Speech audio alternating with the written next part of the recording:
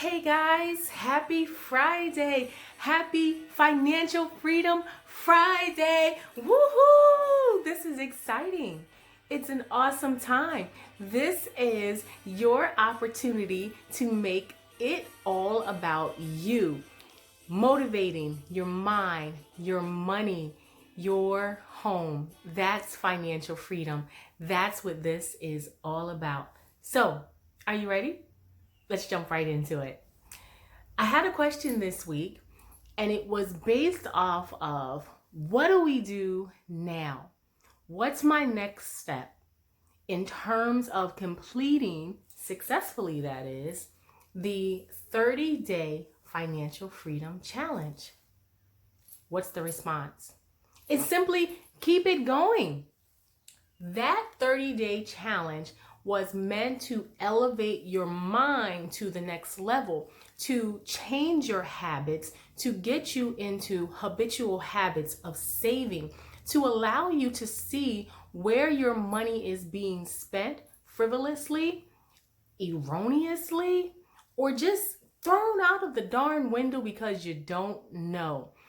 That goal was to change your habits. Create a new start, create a platform and a baseline from which your finances can grow.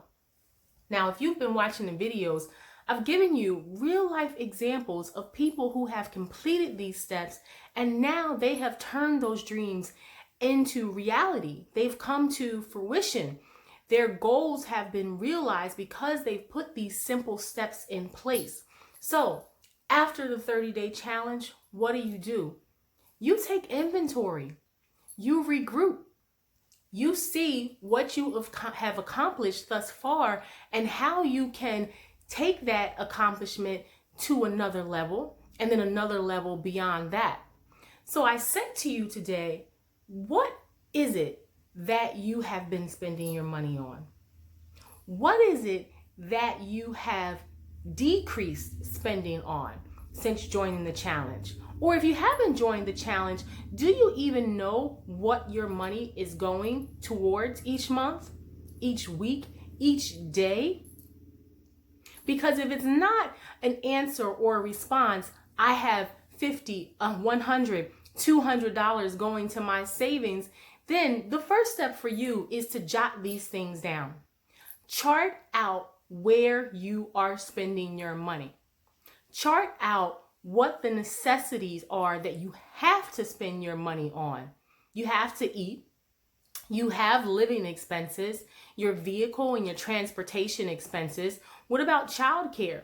These are all necessities that you have to put into place and you have to budget for. This is what you go to work for. This is what your business strives for. This is what your money goes to. You contribute each week, each month towards paying these things down. But what about the extra stuff? Are you buying or spending frivolously because you're entertaining a lot? Because you have a habit? Because you have a love for shoes and you can't give it up? I'm guilty. Okay, I digress. These are the things that you want, and you're putting more emphasis on the wants oftentimes than what your true needs are. But let's say you're a person who focuses and you say, no, Nyosha, I don't even have enough to go towards the wants because I'm taking care of my needs all the time. Then I say, chart what you are spending the needs on, because oftentimes we are not paying the needs appropriately that affords us an opportunity to save and leverage to the next level. What does that mean? Do you have a credit card? How are you paying this credit card? Do you have a savings account? How are you building this savings account? Do you have rent that you pay or a mortgage? If you do not have a savings account, if you do not have a funnel in which your money is going to contribute to your future and a process in place in which you are effectively, that's the operative word here, effectively paying down your debt each month, then you're going about it all wrong.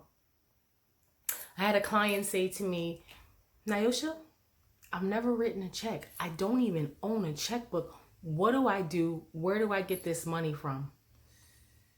I was actually mortified. And I was mortified for two reasons. One, because it shows the age, yes. But two, because balancing a checkbook is the most essential function of understanding finances.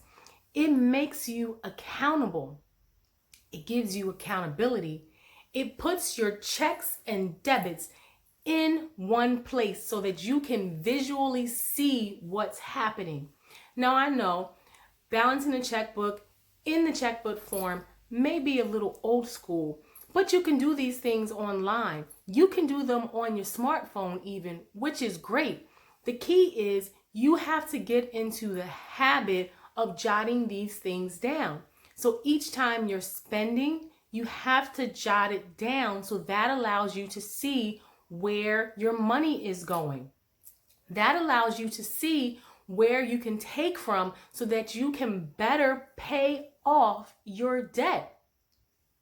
If you have credit cards, I ask you right now, which card has the highest APR? Most of you don't know because you just spend, you see the balance, you see the amount that you can spend and how much you have in between to go out and purchase new things. But if you are not tackling the credit card that has the highest APR, then you're going about this all wrong. If you're paying only the minimum balance every month that card is due and you're accruing interest, you're going about this all wrong. You have to look at how to effectively pay down your debt. What does that mean? It means first that you have to pay more than what the minimum. The credit cards are actually helpful in a sense. If you look at your statement each month, it gives you a breakdown what the minimum payment will cost you over several years and how much interest you will accrue if you only make that minimum payment. If you make more than that minimum payment, then you have an alternative. So what's the alternative? The first step is to look at how much interest you are being charged every month, because you need to first address that interest before anything goes to the principal debt, right? It's the same thing with a mortgage. You spend 30 years paying off a mortgage, at least 20 of those years are paying interest-only payments. So you're not even attacking the principal at that point. Same concept with the credit card. Let's look at the one that has the highest APR.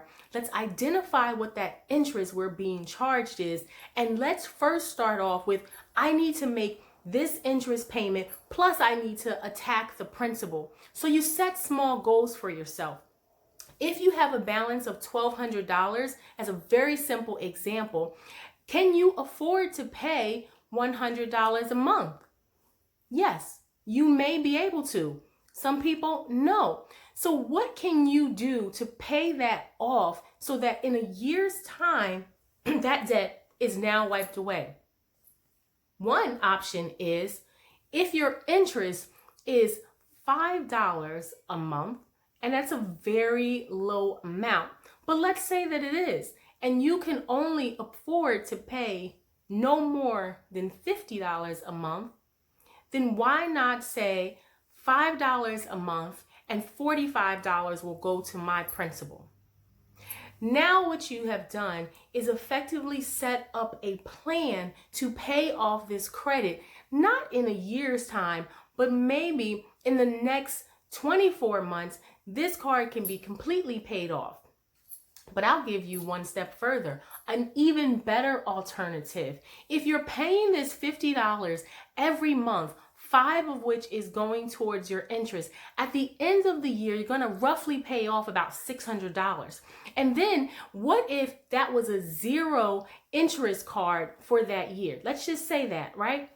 Now you've paid off $600, right? Because it's interest free, zero interest. And at the 13th month, your interest is going to start kicking in. And now this interest is $5 a month and you have a balance of $600. What can you afford to pay? No more than $50. The interest is $5. The minimum payment due is $25. So that means at least you need to make a payment of $30. But now you have $20 additionally that's going towards paying down that principal, right? You following me with this? Very simple. So now you have the same $50 that's going towards paying down a credit card that you are accruing interest on. And you can pay that down quickly. A year's time is what it's going to take you to pay off that $600 in a very simplistic time frame. That's a very simple example. If you have a credit card that you can transfer the balance to and get an extended 12, 18, maybe 21 months, and you again pay zero interest, how about this? You can pay that card off in likely the next 6 months because now you're not paying any interest. You can afford to pay a little more than the $50 you were going to pay that included the $5 interest. And better yet, if you look at where you're spending and where you're spending frivolously, maybe you can afford to take $10 or $20 even from your expenses and contribute towards this credit card payment. Now, this is your highest APR card.